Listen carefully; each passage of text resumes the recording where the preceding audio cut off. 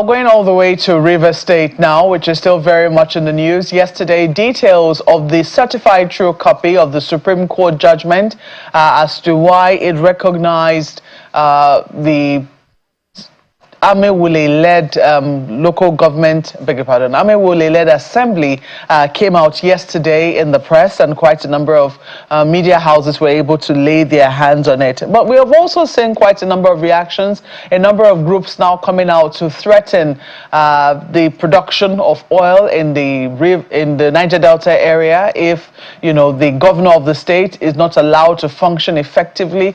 The political crisis in River State still hangs in the air, and there are questions as to how, you know, it's going to be resolved. Will it ever get resolved, or will it be like this for the next 4 years?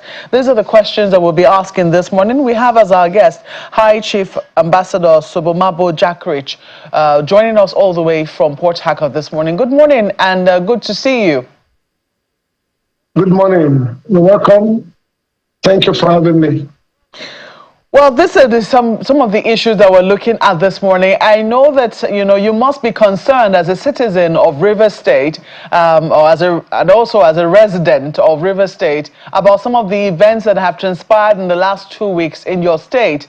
Can you give us your own overview of what you make of the happenings in the last 2 weeks? First, let me know your name. I think it's wise I know your name. What is your name? Maopa is my name. Okay. You're welcome. For me, what is happening in River State is actually not fair to River State people, because this is the first time River State is experiencing quality leadership, despite the way, or despite how the governor emerged. For me, I am not in line with the governor from this onset. And today, the governor and I are working together because of the quality leadership that River State has been in need, that River State has been yearning for. This man has come and he is giving us that leadership that is needed.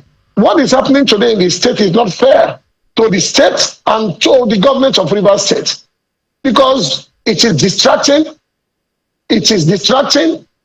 and as well as causing, unrest in the state.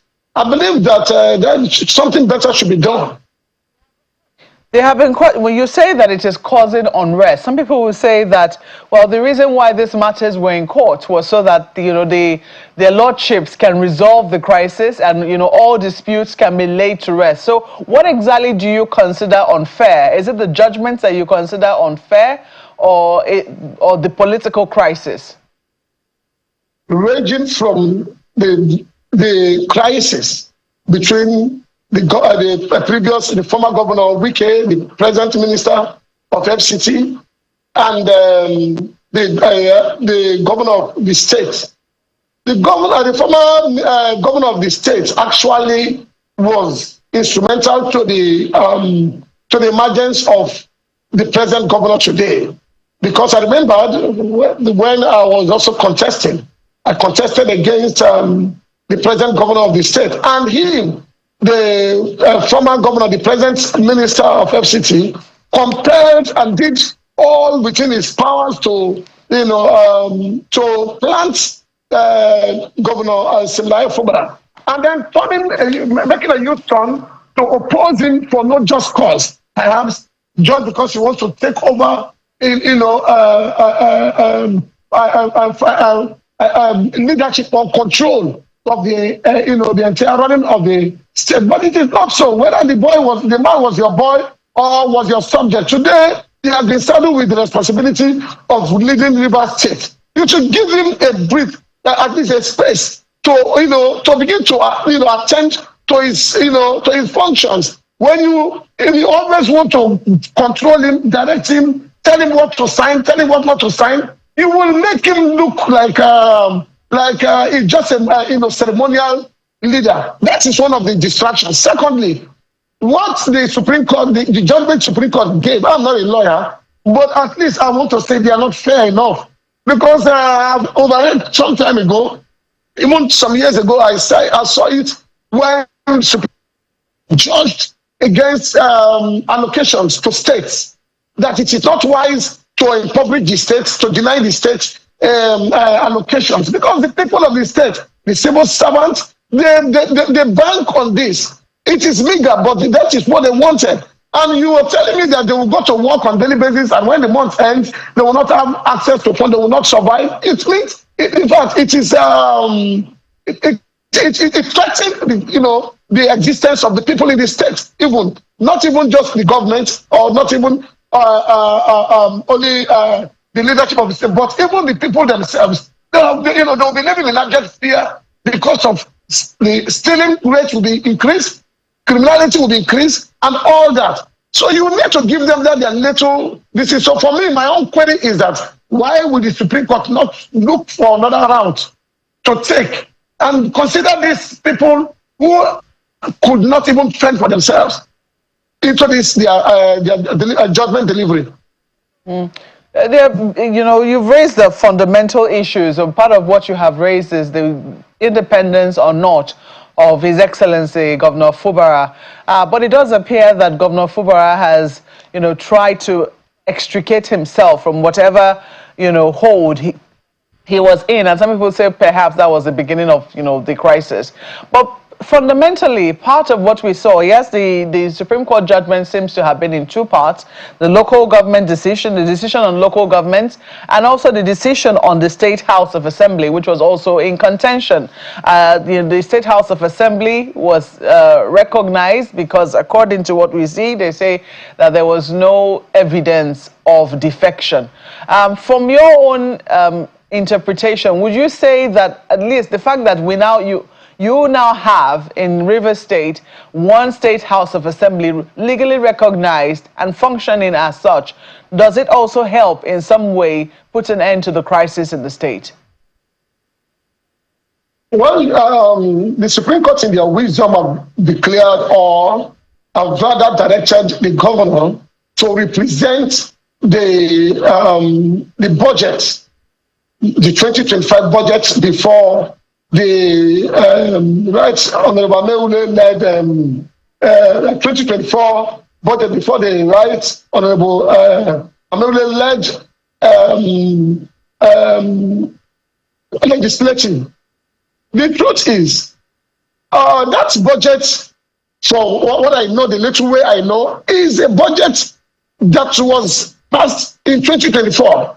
We're already in a new year. We are already in 2025, and we should be looking at 2025. But in any case, whatever it is, if the Supreme Court so desire to have recognized the Ameule-led assembly, it is not a problem. The governor have already come out to say he is going to adhere to all the directive of the Supreme Court only when he has seen the CTC of the judgment. But before that, the governor even went ahead to direct the local government elected, or the former elected local government chairman, to hand over to the HIGs. Now that implies that the governor is in line with the directive of the Senate. He has not said no, even though according to him, he has reservations. He may not be happy with the art. Of course, everybody knew that the judgment perhaps may not go well with him or even his followers. But that does not mean the governor, who is a law-abiding citizen, who oppose the rule of law, will not adhere. He said he is going to, work in line with the directive of the Supreme Court, pending when he sees the CTC. And then again, the governor also made, an appeal. I saw it online. An appeal that asking the legislatives, the Ameule-led faction, to give him some time to be able to put this in. That is after citing the CTC. He cannot just act without seeing the content, seeing what's the full directive given or ruling given by the Supreme Court. And that is why I feel that what the Ameule-led faction is doing is they are over, blowing the whole thing. He is the governor of the state. He is their boss. We have to work together. There should be a synergy. There should be decorum. There should be respect for the office of the governor. They are, yes, at a very important arm of the government, but they should also understand that he is the number one citizen of the state.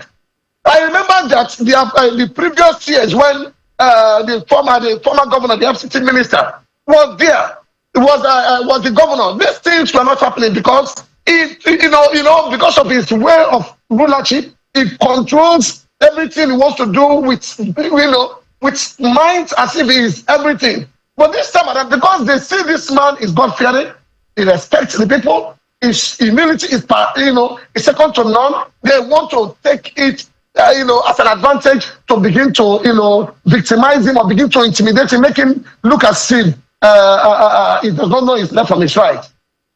Well, one of the things that a number of people will be wondering now is how do we take this further? At the end of the day, what does everyone want? Everybody wants peace in Rivers State.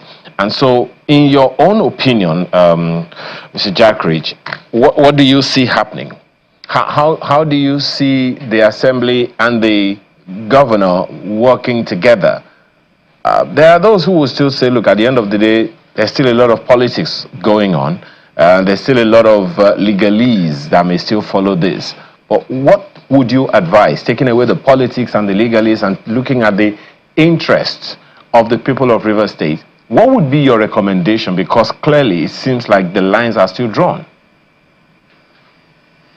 Yes, the truth is that, judgment, these other people, they have come to inform the public their own understanding of the judgment.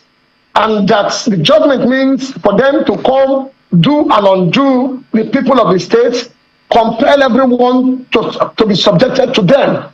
Now, that shouldn't be the way out. What I expect is they knew that they don't have integrity. They don't have it. They lack those morals to begin to speak, even for the people. Legislative, that to the best of my knowledge, we declared that they are no more a party people. They are not of the PDP, but I saw it, that they are no more of PDP, that they have not been capped to APC, went and took oath of allegiance, or what do you call it? You people are lawyers. They went to took the oath that they are no more